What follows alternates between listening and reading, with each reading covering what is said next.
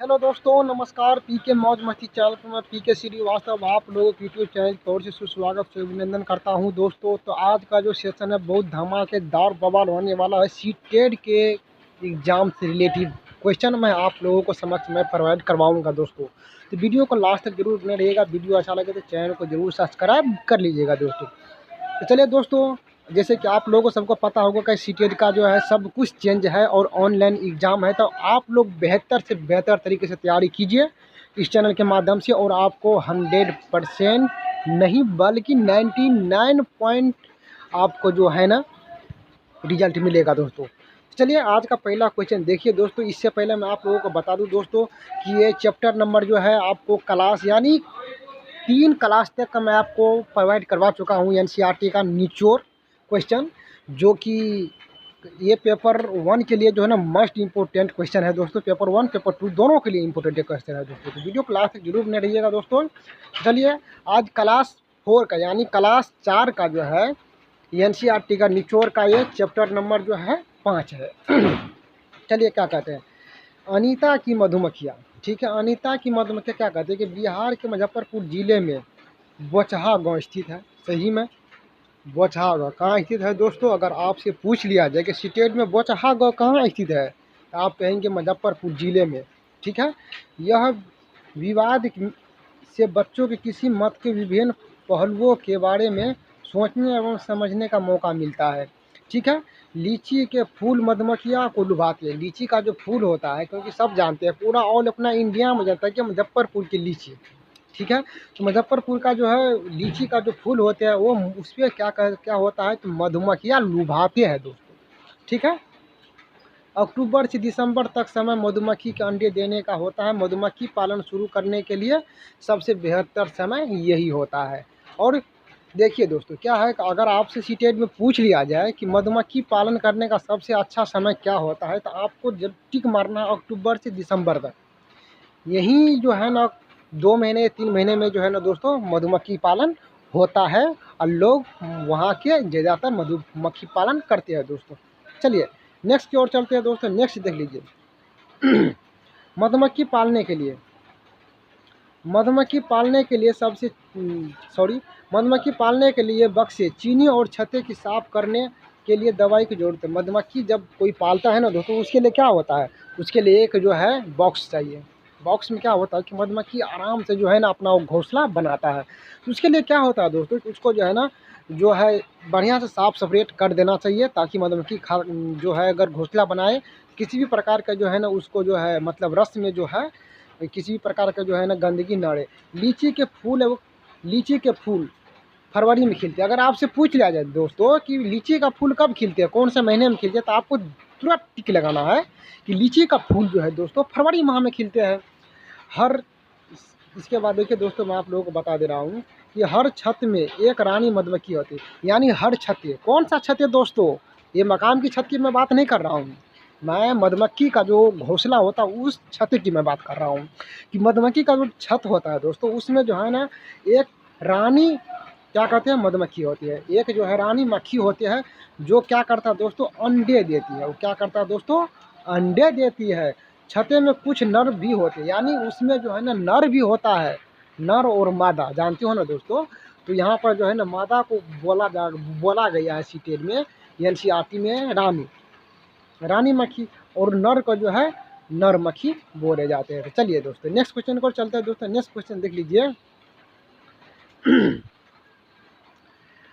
छते में बहुत सारी काम करने वाली श्रमिक मधुमक्खी होती है। यानी छत में जो है क्या दोस्तों एक दो मधुमक्खी से क्या छत बनाया जा सकता है, घोंसला बनाया जा सकता है? नहीं बनाया जा सकता है। इसीलिए बहुत सी सारी जो है ना मधुमक्खी रहते हैं, उसमें जो है रानी मधुमक्खी क्या करता है, वो अंडे देने के काम करते हैं।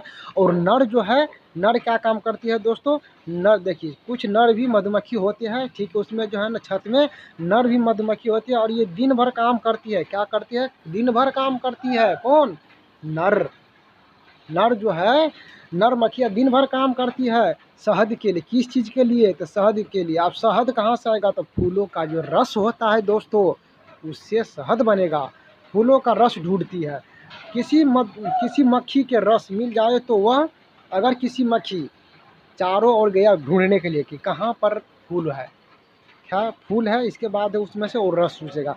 जब किसी एक नर मक्खी को जो फूल मिल जाता है, फूल रस मिल जाता है, तो वो क्या करता है, वह एक तरफ नाचने लगता है। क्या करता है दोस्तों, एक तरफ नाचने लगता है, और उसमें दूसरी मधुमक्खी को पता चलता है कि वो जो है ना, उसको जो है ना खजाना रस का मिल चुका है, और उसके पीछे पीछे अनेक मधुमक्खियाँ जाने लगता है। दोस्तों देखिए, इम्पोर्टेंट क्वेश्चन है। जैसे कि मैं आप लोगों को इससे पहले वाली पार्ट में 1 में जो है ना आपको मैं बताया था एनसीईआरटी में कि चींटी जो है दोस्तों, चींटी क्यों एक कतार होकर ही चलता है।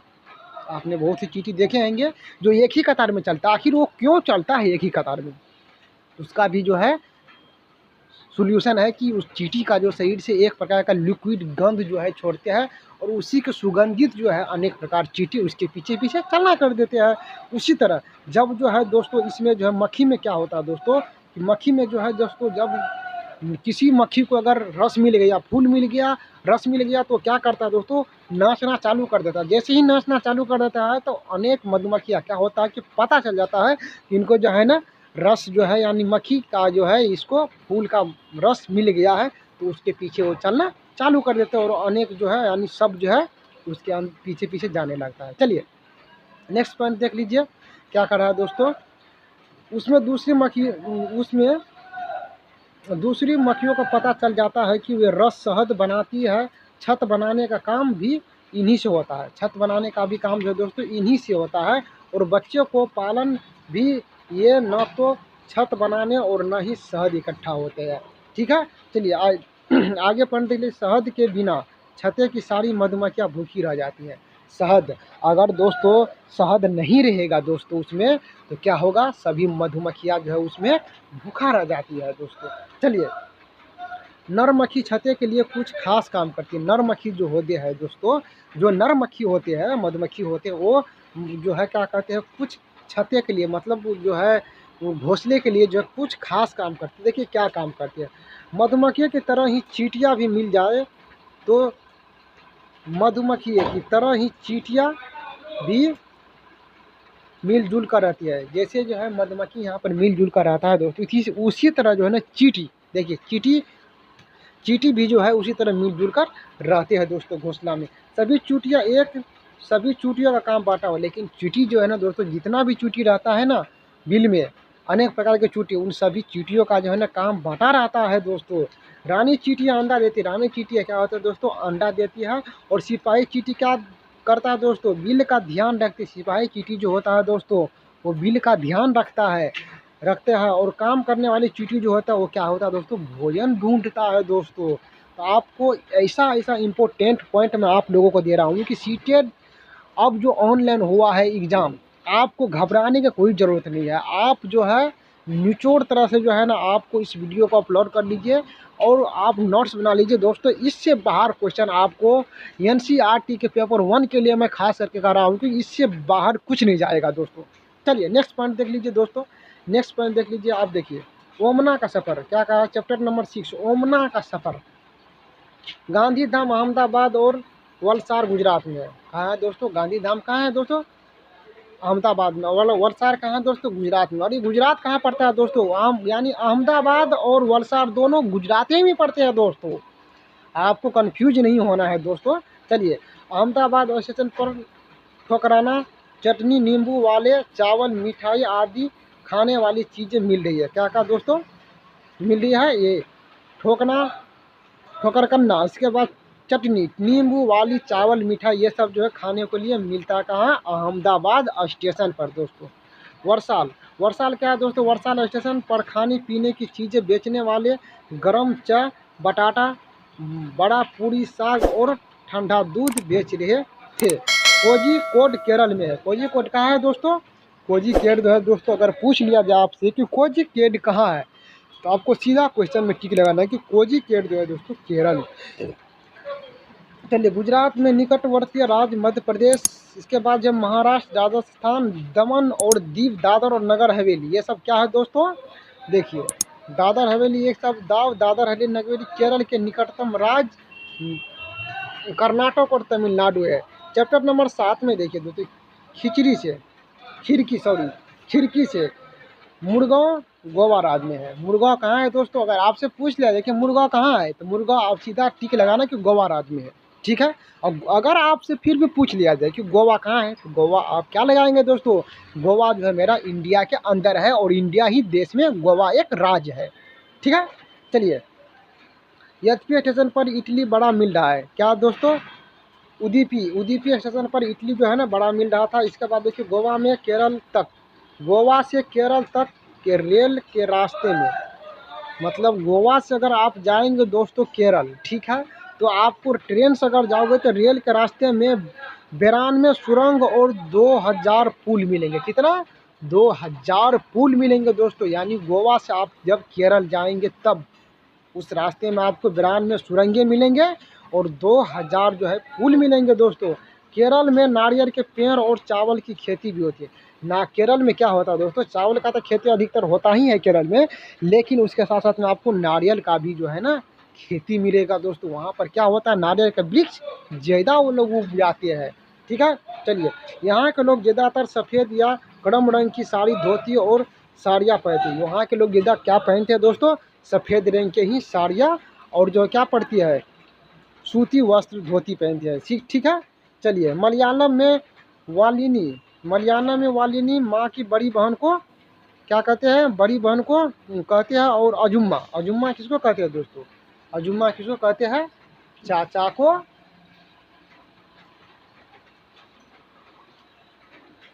चाचा को किसको कहते हैं? चाचा को जो पत्नी होता है उसको अजुम्मा कहते हैं दोस्तों। चलिए, अब देखिए बाल विवाह। देखिए बाल बाल विवाह कानून के अनुसार लड़की की शादी की आयु उम्र कम से कम कितना होना चाहिए दोस्तों? 18 वर्ष और लड़के का 21 वर्ष। ये तो स्वाभाविक है दोस्तों। चलिए, अब देखिए चैप्टर नंबर 10। चैप्टर नंबर 10 क्या कर रहा है दोस्तों? हु तू तू हु तू तू हु तू तू हु तू तू। यानी हु तू तू का मतलब क्या होता है दोस्तों? ये जो है ना कबड्डी है दोस्तों। कबड्डी के चडुगुडू, हुतुतु, हुतुतु, हुतुतु, किट किट आदि नामों से भी जाना जाता है। क्या नाम से जाना जाता है दोस्तों? किट किट नामों से। कबड्डी के टीम में खिलाड़ियों की कुल संख्या कितना होता है दोस्तों? अगर आपसे पूछ लिया जाए कि कबड्डी के खेलों में खिलाड़ियों की संख्या कितना होता है दोस्तों? कबड्डी के खेलों में खिलाड़ियों की संख्या आप बोलना है 12 होता है, जिसमें से 7 खिलाड़ी एक समय पर खेलते हैं। 7 खिलाड़ी क्या होता है दोस्तों? एक समय पर खेलते हैं। हर खेल में कुछ नियम होते हैं, वह खेल उन नियमों के अनुसार ही खेला जाता है। खेल की तरह जीवन में भी नियम बनते हैं, जबकि सभी काम सही ढंग से होते हैं दोस्तों। चलिए नेक्स्ट पॉइंट देख लीजिए, कर्णम मल्लेश्वरी। अब देखिए कर्णम मल्लेश्वरी क्या है दोस्तों? कर्णम मल्लेश्वरी क्या है? कर्णम मल्लेश्वरी एक प्रसिद्ध जो है अंतर्राष्ट्रीय वेट लिफ्टर थे। क्या थे? वेट लिफ्टर थे कर्णम मल्लेश्वरी। ये आंध्र प्रदेश में रहने वाली है। ये क्या है दोस्तों? ये आंध्र प्रदेश की रहने वाली है। इसके पापा पुलिस में हवलदार थे। पुलिस का क्या था दोस्तों? हवलदार थे। और जब ये 12 वर्ष का था, यानी 12 साल का था, तभी वे वजन उठाने का अभ्यास करना लगी थी, ठीक है। चलिए, इसके बाद नेक्स्ट चैप्टर देख लीजिए क्या कर रहा है। नेक्स्ट चैप्टर कर रहा है दोस्तों सीटेट पर्यावरण अध्ययन, कितना? 2020 का। देखिए, अब वे एक बार में 130 किलोग्राम तक वजन उठा लेती थी। कितना? कर्णम मल्लेश्वरी जो है एक बार में 130 किलो तक वजन उठा लेती थी। और कर्णम मल्लेश्वरी ने भारत में 12 यानी 29 मेडल जीते थे। कितने मेडल जीते थे दोस्तों? अगर आपसे पूछ दे कि कर्णम मल्लेश्वरी टोटल कितने जो है भारत में जो है ना गोल्ड मेडल जीते थे, तो 29। कितना? 29। उनकी 4 बहनें भी रोज़ वज़न उठाने का अभ्यास की। उनके जो कर्णम मल्लेश्वरी का जो 4 बहन था, वो भी वज़न उठाने का जो है ना रोज़ प्रयास करता था। कैसे कैसे बदले घर, यानी कैसे कैसे घर बदले। डेरा गाजी खाना जगह जगह पर पाकिस्तान में है। डेरा गाजी खाना कहाँ है दोस्तों? तो ये पाकिस्तान में है। कच्चे घरों में गोबर की मिट्टी में मिलाकर ज़मीन पर लिपाई करने से मिट्टी में कीड़ा नहीं लगते। अगर दोस्तों आप लोग बताइए, आप लोग देखते होंगे कि देहात में यानी गांव में कि जो गोबर का जो है ना, गाय भैंस का जो गोबर होता है, उससे जो है ना अंगना घर निपाई पोछाई करता है। आखिर क्यों करता है दोस्तों? उससे क्या होता है दोस्तों कि जो मिट्टी जो आंगन घर में जो मिट्टी में जो कीड़ा रहता है ना, वो कीड़ा मर जाता है, इसीलिए वो सब जो है करते हैं दोस्तों। चलिए नेक्स्ट चैप्टर देख लीजिए, नेक्स्ट क्वेश्चन देख लीजिए। उनकी 4 बहनों रोज वजन उठाने का काम करती थी। कैसे बदले घर, ये तो मैं अभी बताया था आप लोगों को। नेक्स्ट चैप्टर देख लीजिए, साल में। अब देखिए, अब देखिए नीम और कीकर की, तितली में दीमक नहीं लगती। नीम और कीकर यानी लकड़ी, नीम और कीकर की लकड़ी में जो है ना दोस्तों क्या दीमक नहीं लगती है, ठीक है। इसके बाद सोहना गाँव हरियाणा में, सोहना गाँव कहाँ है दोस्तों, तो सोहना गाँव ये हरियाणा में दोस्तों। ईंटों की दीवारों को लीपना नहीं पड़ता, यानी लीपना जो है उसको नहीं पड़ता है। साल में एक बार ईंटों की दीवारी को चूने से पुताई की जाती है, यानी ईंटा का जो दीवार होता है दोस्तों, तो ईंटा को दीवार पे चूना से जो है उसको कलर किया जाता है, यानी पेंट करते। क्यों करते हैं, इससे जो है ना आपको वो अंदर का जो ईंटा जो रहता है तो वो सुरक्षित रहता है और टिकाऊ होता है ज़्यादा। सोहना गाँव जो है, सोहना गाँव दिल्ली से जाते समय रास्ते में गुड़गांव शहर पड़ता है। सोहना गाँव कहाँ पड़ता है दोस्तों, गुड़गांव में पड़ता है। अब देखिए पहाड़ों में सुंदरता तक देखिए बहुत सारी चीज़ें पानी में आसानी से घुल जाती है। इनमें से कई चीज़ें हमारे शरीर के लिए हानिकारक हो सकती है, इसलिए पीने से पहले पानी साफ करना ज़रूरी है। अगर आप लोग पानी पी रहे थे तो पीने से पहले पानी को आप देख लीजिए कि क्या पानी गंदा तो नहीं है। अगर गंदा है तो उस पानी को हम नहीं पिएंगे, क्योंकि स्वच्छ ही जीवन है। अगर स्वच्छ पानी पिएंगे दोस्तों तभी आपका जीवन जो है ना स्वच्छ रहेगा दोस्तों। चलिए, पानी साफ करने का सबसे अच्छा तरीका है पानी को उबालना। अगर जो है ना अगर थोड़ा गंदा भी है तो क्या कर रहा हूँ, उसको जो है ना उबाल दो। उबालने के बाद क्या होता है दोस्तों, वो पानी जो है ना स्वच्छ हो जाता है दोस्तों। अब देखिए बसुआ का खेत क्या है, बसुआ कर्नाटक के बेसलीन गांव में रहता है। बसुआ कहाँ है दोस्तों, बेसलीन गांव में कहाँ है, ये कर्नाटक में। जुलाई के माह में प्याज की फसल उगाई जाती है, यानी जुलाई के माह में क्या होता है दोस्तों, प्याज की फसल जो है उगाई जाती है। नेक्स्ट चैप्टर देख लीजिए, खेतों में कुछ पौधे बिना बोए अपने आप उगाते हैं जिन्हें खरपतवार कहते हैं। अगर आपसे पूछ दे कि खरपतवार कैसे होता है तो आपको सीधा पता करना है कि खरपतवार जो है ना खेतों में बिना उगाए वो उत्पन्न होता है, तो उसे हम खरपतवार कहते हैं दोस्तों। देखिए चू चू करती आई चिड़िया, मतलब चू चू करती आई चिड़िया। अब देखिए गिरजू भाई बर्मा गुजरात में रहते थे। गिरजू भाई क्या था दोस्तों, एक कवि था। जो कवि था गिरजू भाई बद्दी, वो कवि था और गुजरात का रहने वाला था। ये बच्चे के मज़ेदार कहानियाँ लिखते थे। क्या लिखते थे, गिरजू भाई बद्दी का क्या था, तो ये कवि था और ये क्या काम करता था, बच्चे के बारे में मज़ेदार जो है चुटकुला और कहानियाँ लिखा करते थे। इस तरह का क्वेश्चन का आपको आंसर देना है दोस्तों। चलिए, कलचिरिया, ये कलचिरिया इंडियन रोबिन पत्थरों के बीच में खाली जगह में घोंसला बनाती है। यह घोंसला घास से बना होता है। किस चीज़ से बना होता है, घास से बना होता है। उसके ऊपर पौधे की नाजुक टहनी जुड़े उन बाल रुई बिछा रहता है। क्या का दोस्तों, बाल रुई बिछा। देखिए कौवा, कौवा क्या है दोस्तों, कौवा पेड़ की ऊंची डाल पर घोंसला बनाता है। कौवा कहाँ है दोस्तों, पेड़ की ऊंची डाल पर घोंसला बनाता है। कौवे के घोंसले में लोहे की तार और लकड़ी शाखाएं जैसी चीज होती है। यानी कौवा जो घोंसला जो बनाता है दोस्तों, तो उसमें सबसे ऊंची डाल पर लगाएगा कौवा कि मेरे घोंसले तक कोई आदमी का बच्चा न पहुंच सके, ताकि जो है मेरे घोंसला का नुकसान न कर दे। इसीलिए वो क्या करता है दोस्तों, सबसे ऊपर जो है ना टहनी पे जो है वो खोता लगाएगा, मतलब घोंसला बनाएगा दोस्तों, ठीक है। अब देखिए घोंसला बनाते हैं, उस घोंसले में क्या क्या रहता है, लकड़ी रहता है और तार भी रहता है, ठीक है। चलिए अब देखिए, कौवा अपना घोंसला, कोयल, देखिए कोयल अपना घोंसला नहीं बनाती है, वह कौवे के घोंसले में अंडे देती है और कौवा अपने अंडों के साथ कोयल के भी अंडे को सेवता है, यानी सेवता है। अब देखिए कौवा क्या होता है दोस्तों, वो तो घोंसला बनाती है, और कोयल जो है जो विपरीत, यानी कौवा के विपरीत शब्द में कोयल होता है। तो कोयल जो है दोस्तों उसी प्रकार का होता है, जिस तरह कौवा दिखता है उसी प्रकार कोयल होता है। सिर्फ आवाज़ में जो है ना, कोयल की आवाज़ में मिठास होता है और कौवा की आवाज़ में करप्पन होता है दोस्तों। इसी का फर्क इसी में है। लेकिन अंडा जब देता है ना दोस्तों कोयल, तो क्या होता है दोस्तों, जब पक्षी जो कौवा जो है जब घोंसला में नहीं रहेगा, तब उसमें जाकर कोयल बैठेगा और अंडा दे देगा। अंडा देने के बाद कुछ 10 मिनट या 5 मिनट बाद क्या होता है, वो उड़ जाता है। उड़ने के बाद क्या होता है दोस्तों, जब कौवा आता है तो वो सब अंडा को अपना सेवने लगता है, अपने अंडे के साथ साथ उसको भी जो है सेवने लगता है दोस्तों। चलिए इसके बाद फालगा केटस के कीटों के बीच मेहंदी में घोंसला बनाता है, ठीक है। इसके बाद गोरैया अलमारी के ऊपर आईने के पीछे घर की दीवार में आगे अपना घोंसला बनाती कहाँ का, देखिए इम्पोर्टेंट क्वेश्चन है दोस्तों, आप लोग नोट्स बना लीजिए, सीटेड में इससे बाहर कुछ नहीं जाएगा दोस्तों। मैं आपको पहले ही बोल दिया था कि बस 10 से 15 तक जो है ना मैं आप लोगों को जो है ना चैप्टर क्या कर NCERT का पार्ट 10 से 15 तक लेकर जाऊंगा, बाकी बात इससे बाहर कुछ आएगा ही नहीं दोस्तों। 10-15 चैप्टर के अंदर ही आपको NCERT का जो है ना पर्यावरण समाप्त हो जाएगा दोस्तों। चलिए, कबूतर, देखिए कबूतर पुराने मकाम या खंडरों में अपना घोंसला बनाती है, बिल्कुल सही है दोस्तों। इसके बाद जो है बसंत गोरी पेड़ के तने गहरा छेद पत्थर, उनमें से अंडे देती है। दार्जिलिंग चिड़िया क्या होता है दोस्तों, दार्जिलिंग चिड़िया अपनी नुकीली चोंच से पत्तों को सी लेती है और उसके क्या कहते हैं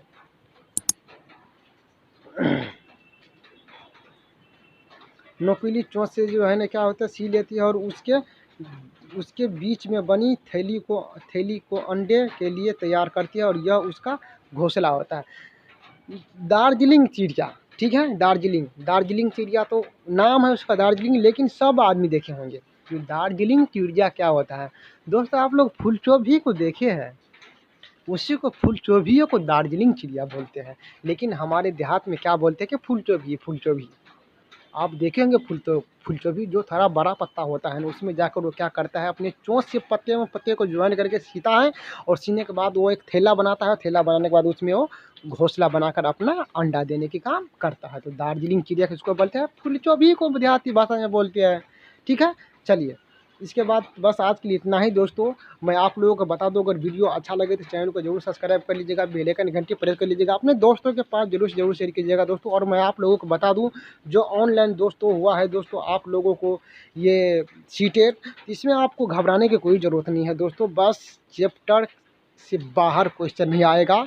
NCERT का निचोड़ पर्यावरण जो है ना आपको 10 से 15 चैप्टर के अंदर ही जो है ना आपको समाप्त हो जाएगा, कहीं इससे बाहर जाने की ज़रूरत नहीं है NCERT का पर्यावरण। बाकी बात जो है ये पार्ट नंबर कितना है दोस्तों, पार्ट नंबर ये 4 है, ठीक है, पार्ट नंबर ये 4 है। 3 मैं आप लोगों को प्रोवाइड करवा दिया हूँ, जो भी स्टूडेंट नहीं देखा NCERT का निचोड़ part number 1, part number 2, part number 3 तक, तो PK मौज मस्ती चैनल पर जाकर जो है आप जो है अपना बायोडाटा पूरा डिटेल के साथ देख सकते हैं। तो बस आज के लिए इतना है दोस्तों। PK मौज मस्ती चैनल को सब्सक्राइब दे दीजिए, बाकी बात कर फिर मिलेंगे। Okay, bye.